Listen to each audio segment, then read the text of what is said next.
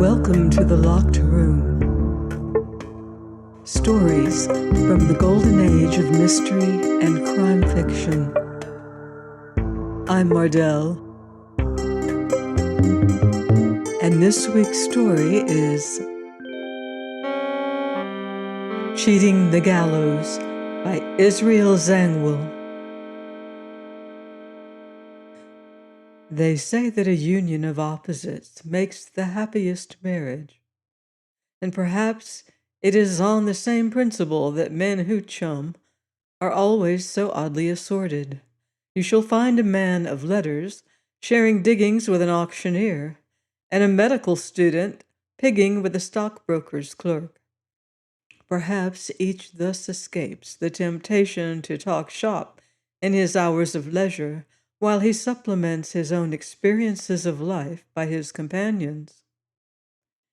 There could not be an odder couple than Tom Peters and Everard G. Roxdal. The contrast began with their names and ran through the entire chapter. They had a bedroom and a sitting room in common, but it would not be easy to find what else. To his landlady, worthy Mrs. Seacon, Tom Peters' profession was a little vague, but everybody knew that Roxdal was the manager of the City and Suburban Bank, and it puzzled her to think why a bank manager should live with such a seedy-looking person who smoked clay pipes and sipped whiskey and water all the evening when he was at home. For Roxdal was as spruce and erect as his fellow lodger was round-shouldered and shabby. He never smoked, and he confined himself to a small glass of claret at dinner. It is possible to live with a man and see very little of him, where each of the partners lives his own life in his own way, with his own circle of friends and external amusements. Days may go by without the men having 5 minutes together. Perhaps this explains why these partnerships jog along so much more peaceably than marriages, where the chain is drawn so much tighter and galls the partners rather than links them. Diverse, however, as were the hours and habits of the chums, they often breakfasted together, and they agreed in one thing: they never stayed out at night. For the rest, Peter sought his diversions in the company of journalists and frequented debating rooms, where he propounded the most iconoclastic views, while Roxdal had highly respectable houses open to him in the suburbs, and was in fact engaged to be married to Clara Newell, the charming daughter of a retired corn merchant, a widower with no other child. Clara naturally took up a good deal of Roxdal's time, and he often dressed to go to the play with her, while Peters stayed at home in a faded dressing gown and loose slippers. Mrs. Seacon liked to see gentlemen about the house in evening dress, and made comparisons not favorable to Peters, and this in spite of the fact that he gave her infinitely less trouble than the younger man.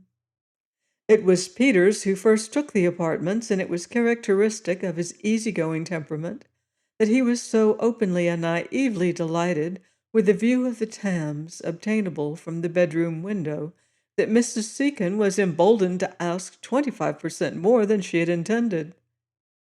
She soon returned to her normal terms, however, when his friend Roxdal called the next day to inspect the rooms and overwhelmed her with a demonstration of their numerous shortcomings. He pointed out that their being on the ground floor was not an advantage but a disadvantage, since they were nearer the noises of the street. In fact, the house being a corner one, the noises of 2 streets. Roxdal continued to exhibit the same finicking temperament in the petty details of the menage. His shirt fronts were never sufficiently starched, nor his boots sufficiently polished. Tom Peters, having no regard for rigid linen, was always good-tempered and satisfied, and never acquired the respect of his landlady. He wore blue check shirts and loose ties, even on Sundays. It is true he did not go to church, but slept on till Roxdal returned from morning service, and even then it was difficult to get him out of bed or to make him hurry up his toilet operations.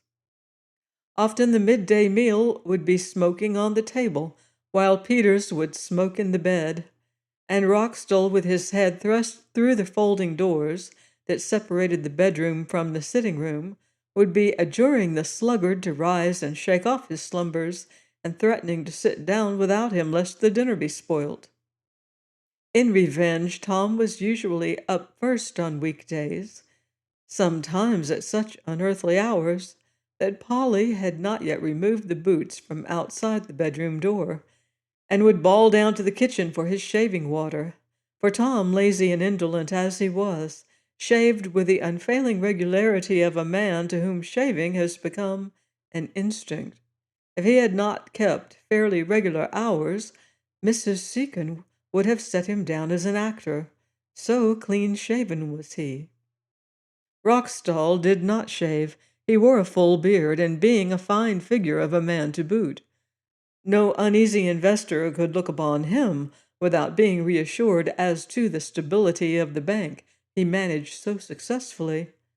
And thus the two men lived, in an economical comradeship, all the firmer, perhaps, for their mutual incongruities. It was on a Sunday afternoon, in the middle of October, 10 days after Roxdal had settled in his new rooms, that Clara Newell paid her first visit to him there. She enjoyed a good deal of liberty and did not mind accepting his invitation to tea.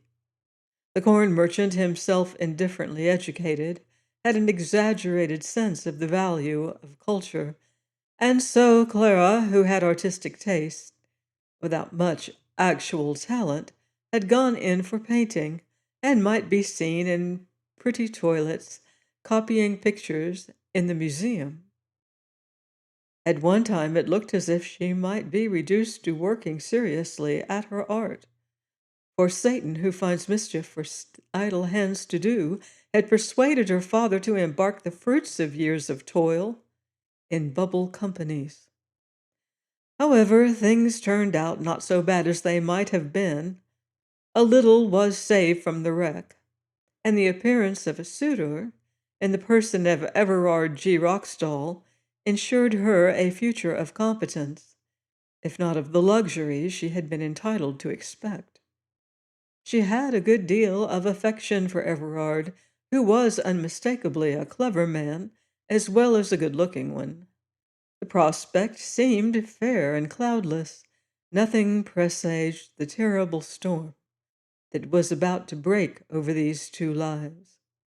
Nothing had ever for a moment come to vex their mutual contentment, till this Sunday afternoon. The October sky, blue and sunny with an Indian summer sultriness, seemed an exact image of her life, with its aftermath of a happiness that had once seemed blighted. Everard had always been so attentive, so solicitous, that she was as much surprised as chagrined to find that he had apparently forgotten the appointment. Hearing her astonished interrogation of Polly in the passage, Tom shambled from the sitting-room in his loose slippers and his blue check shirt, with his eternal clay pipe in his mouth, and informed her that Roxdal had gone out suddenly earlier in the afternoon. "Gone out?" stammered poor Clara, all confused.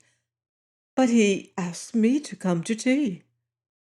"Ah, you're Miss Newell, I suppose," said Tom. "Yes, I am Miss Newell." "He's told me a great deal about you, but I wasn't able honestly to congratulate him on his choice, till now." Clara blushed uneasily under the compliment, and under the ardor of his admiring gaze. Instinctively, she distrusted the man.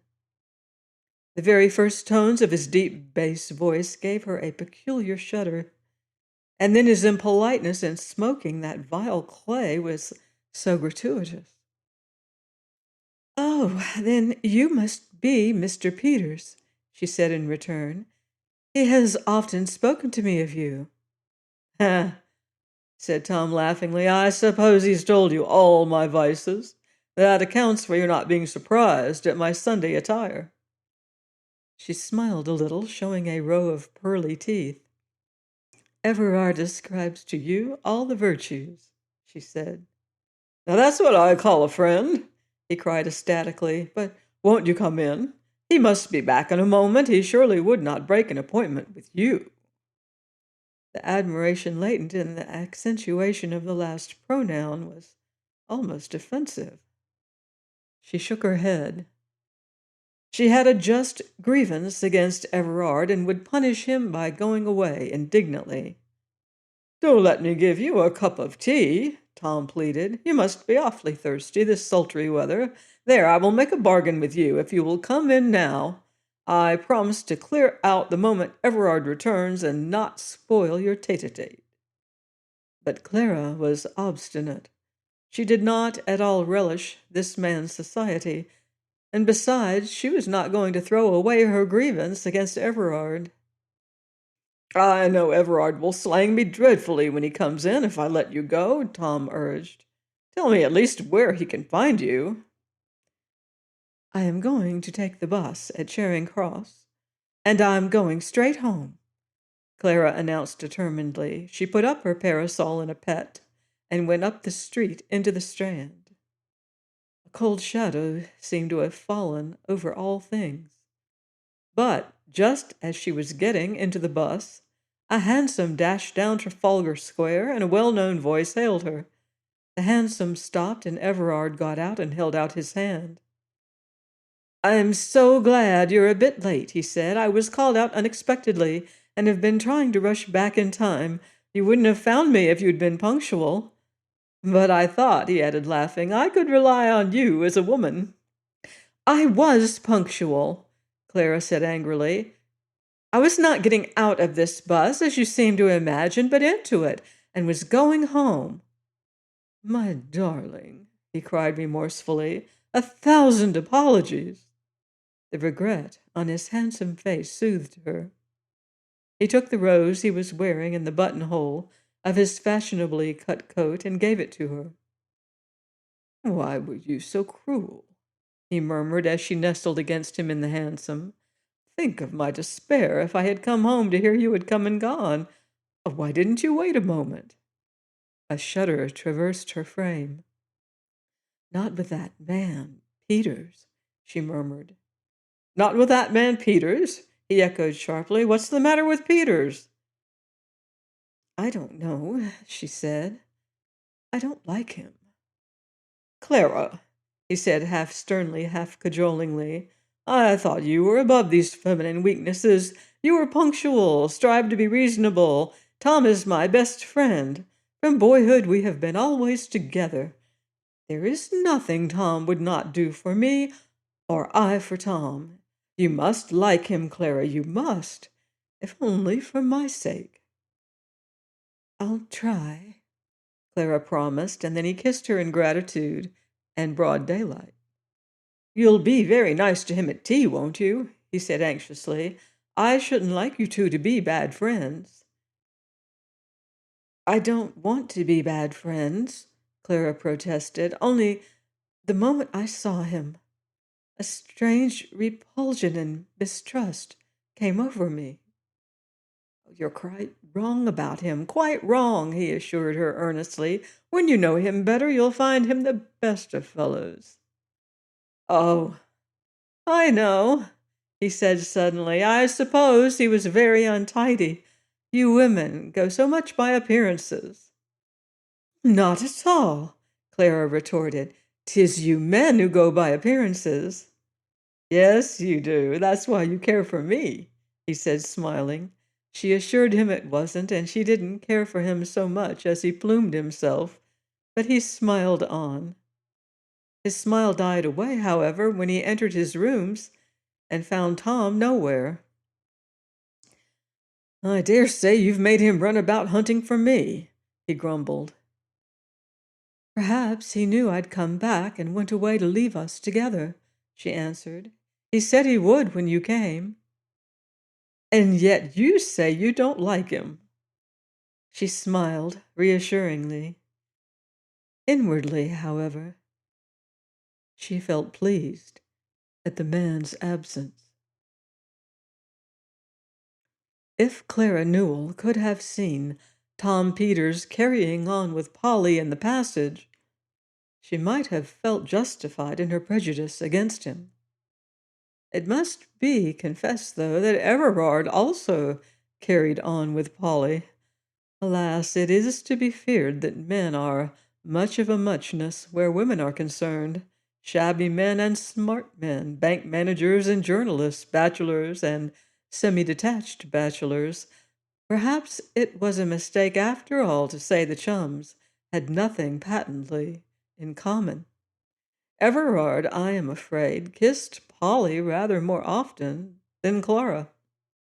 And although it was because he respected her less, the reason would perhaps not have been sufficiently consoling to his affianced wife, for Polly was pretty, especially on alternate Sunday afternoons, and when at 10 p.m. she returned from her outings, she was generally met in the passage by one or other of the men.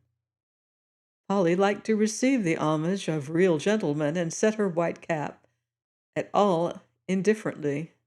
Thus, just before Clara knocked, on that memorable Sunday afternoon, Polly, being confined to the house by the unwritten code regulating the lives of servants, was amusing herself by flirting with Peters. "You're fond of me a little bit," the graceless Tom whispered, "aren't you?" "You know I am, sir," Polly replied. "You don't care for anyone else in the house?" "Oh, no, sir, and never let anyone kiss me but you." "I wonder how it is, sir," Polly replied ingenuously. "Give me another," Tom answered. She gave him another, and tripped to the door to answer Clara's knock. And that very evening, when Clara was gone, and Tom still out, Polly turned without the faintest atom of scrupulosity or even jealousy to the more fascinating Roxdal, and accepted his amorous advances. If it would seem at first sight that Everard had less excuse for such frivolity than his friend, perhaps the seriousness he showed in this interview may throw a different light upon the complex character of the man. "You're quite sure you don't care for anyone but me?" he asked earnestly. "Of course not, sir," Polly replied indignantly. "How could I?" "But you care for that soldier I saw you out with last Sunday?" "Oh, no, sir. He's only my young man," she said apologetically. "Would you give him up?" he hissed suddenly. Polly's pretty face took on a look of terror. "I couldn't, sir. He'd kill me. Oh, he's such a jealous brute. You've no idea." "Yes, but suppose I took you away from here," he whispered eagerly, "somewhere where he couldn't find you. South America, Africa, somewhere thousands of miles across the seas." "Oh, sir, you frighten me," whispered Polly, cowering before his ardent eyes, which shone in the dimly lit passage. "Would you come with me?" he hissed. She did not answer. She shook herself free and ran into the kitchen, trembling with a vague fear. One morning, earlier than his earliest hour of demanding his shaving water, Tom rang the bell violently and asked the alarmed Polly what had become of Mr. Roxdal. "How should I know, sir?" she gasped. "Well, ain't he been in, sir?" "Apparently not," Tom answered anxiously. "He never remains out. We have been here 3 weeks now, and I can't recall a single night he hasn't been home before 12. I can't make it out. All inquiries prove futile." Mrs. Seacon reminded him of the thick fog that had come on suddenly the night before. "What fog?" asked Tom. Lord, didn't you notice it, sir? No, I came in early, smoked, read, went to bed about 11. I never thought of looking out of the window. It began about 10, said Mrs. Seacon. It got thicker and thicker. I couldn't see the lights of the river from my bedroom. The poor gentleman has been and gone and walked into the river. She began to whimper. Nonsense, nonsense, said Tom, though his expression belied his words. At the worst, I should think he couldn't find his way home and couldn't get a cab, so put up for the night at some hotel. I dare say it will be all right. He began to whistle, as if in restored cheerfulness. At 8 o'clock there came a letter for Roxdal, marked immediate, but as he did not turn up for breakfast, Tom went round personally to the City and Suburban Bank. He waited half an hour there, but the manager did not make his appearance. Then he left the letter with the cashier and went away with anxious countenance. That afternoon, it was all over London that the manager of the City and Suburban had disappeared, and that many £1,000 of gold and notes had disappeared with him.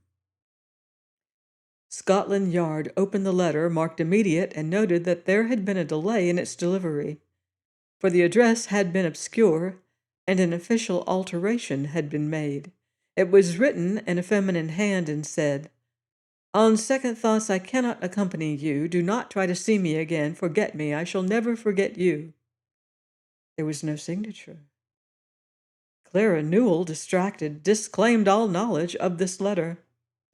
Polly deposed that the fugitive had proposed flight to her, and the routes to Africa and South America were especially watched. Some months passed without result. Tom Peters went about, overwhelmed with grief and astonishment. The police took possession of all the missing man's effects. Gradually, the hue and cry dwindled and died. At last we meet, cried Tom Peters, while his face lit up in joy. How are you, dear Miss Newell?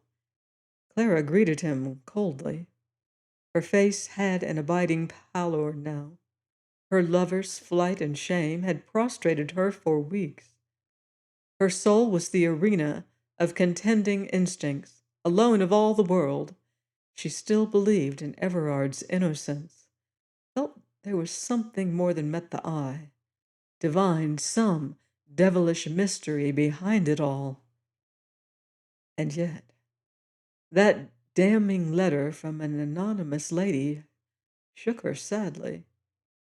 Then, too, there was the deposition of Polly. When she heard Peter's voice accosting her, all her old repugnance resurged.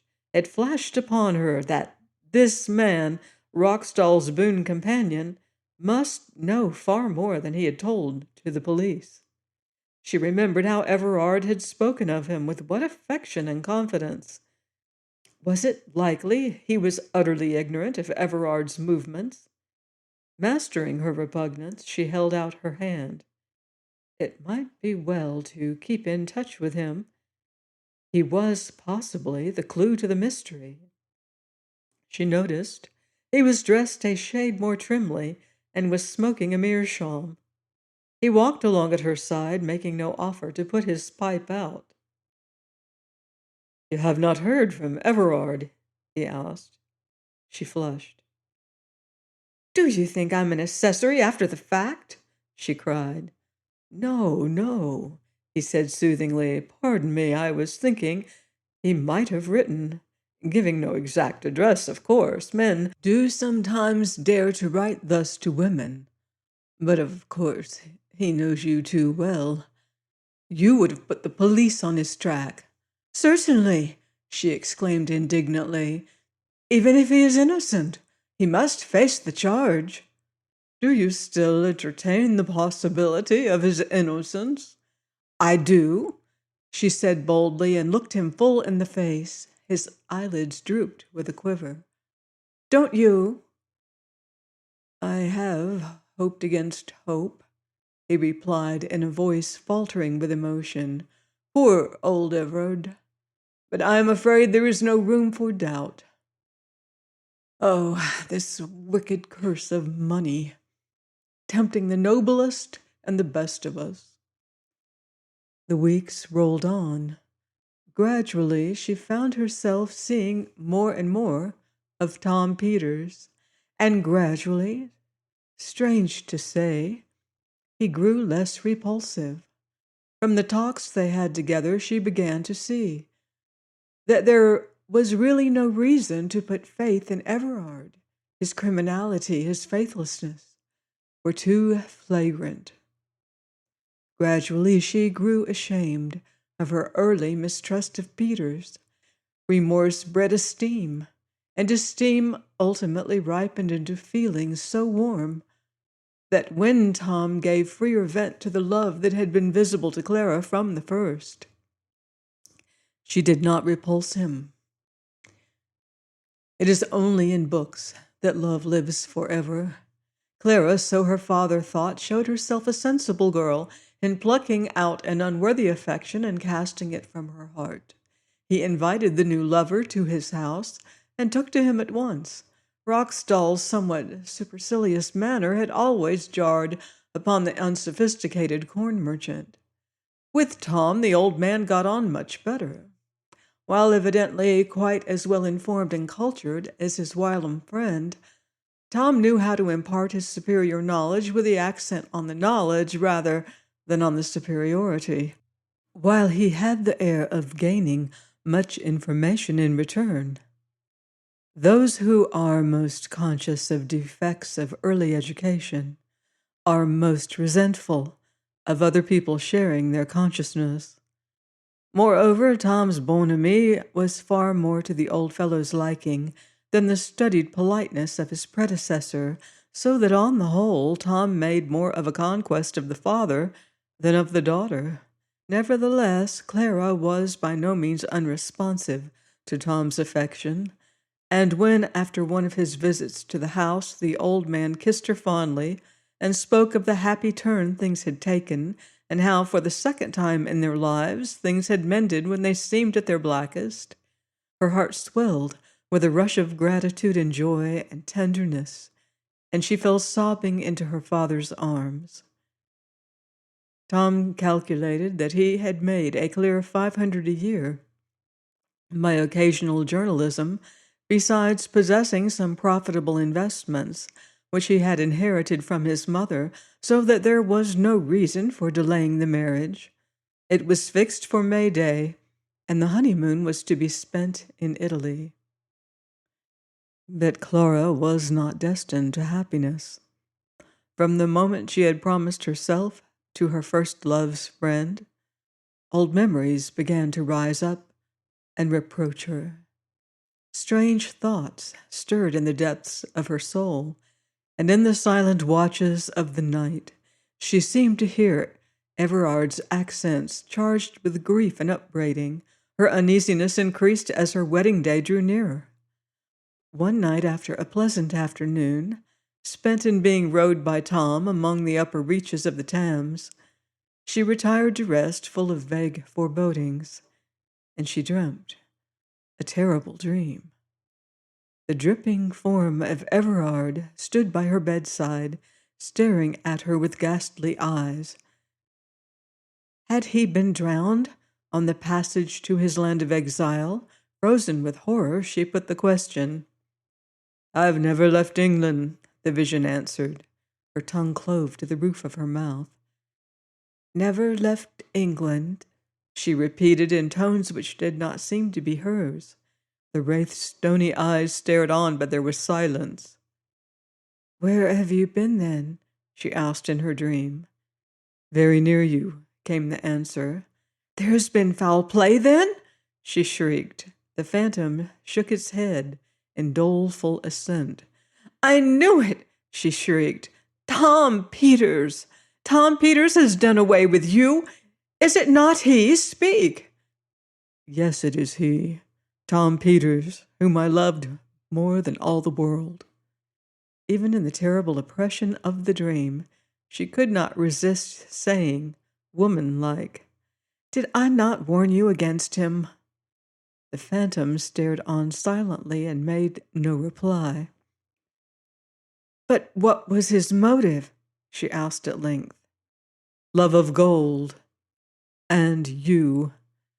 And you are giving yourself to him," it said sternly. "No, no, Everard, I will not. I will not. I swear it. Oh, forgive me." The spirit shook its head skeptically.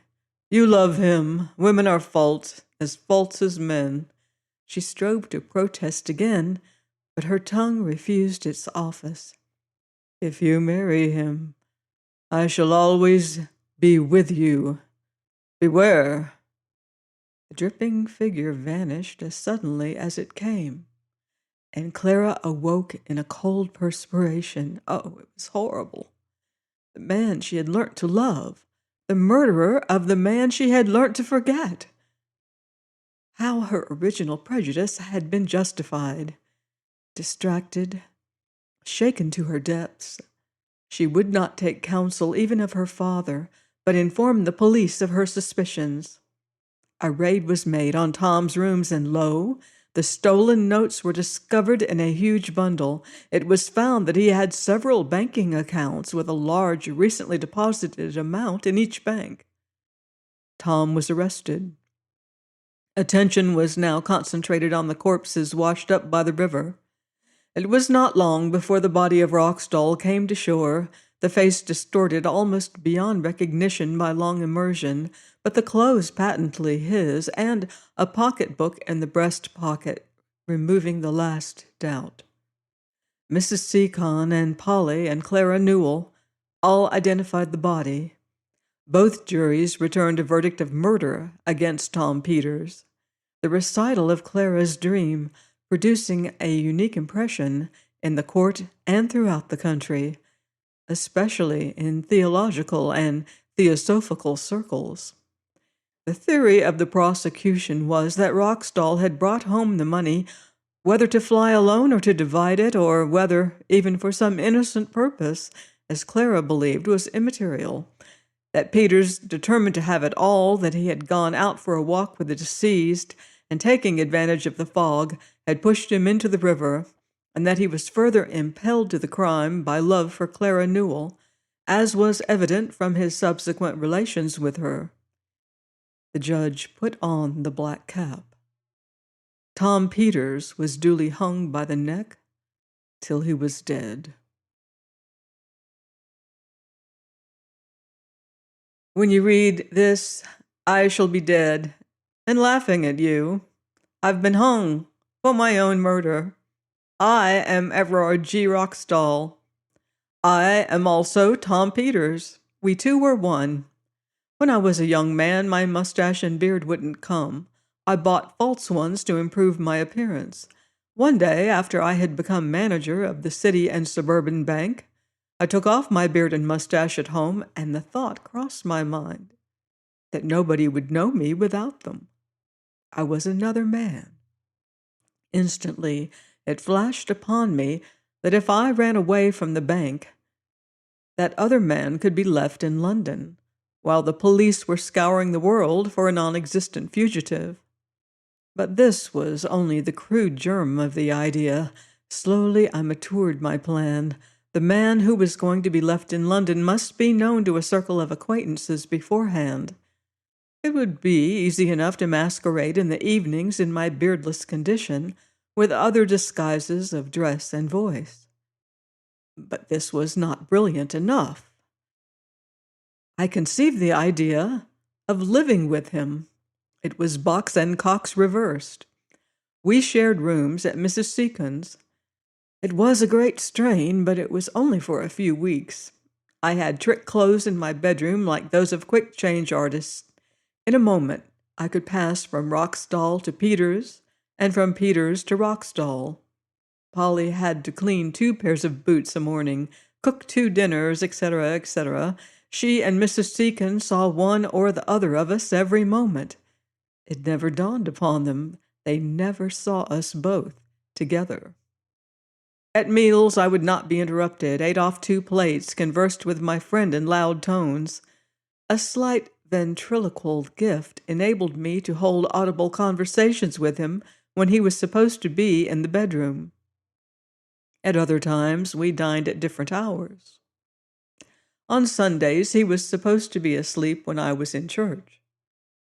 There is no landlady in the world to whom the idea would have occurred that one man was troubling himself to be two, and to pay for two, including washing. I worked up to the idea of Roxdal's flight, asked Polly to go with me, manufactured that feminine letter that arrived on the morning of my disappearance. As Tom Peters, I mixed with the journalistic set. I had another room where I kept the golden notes, till I mistakenly thought the thing had blown over.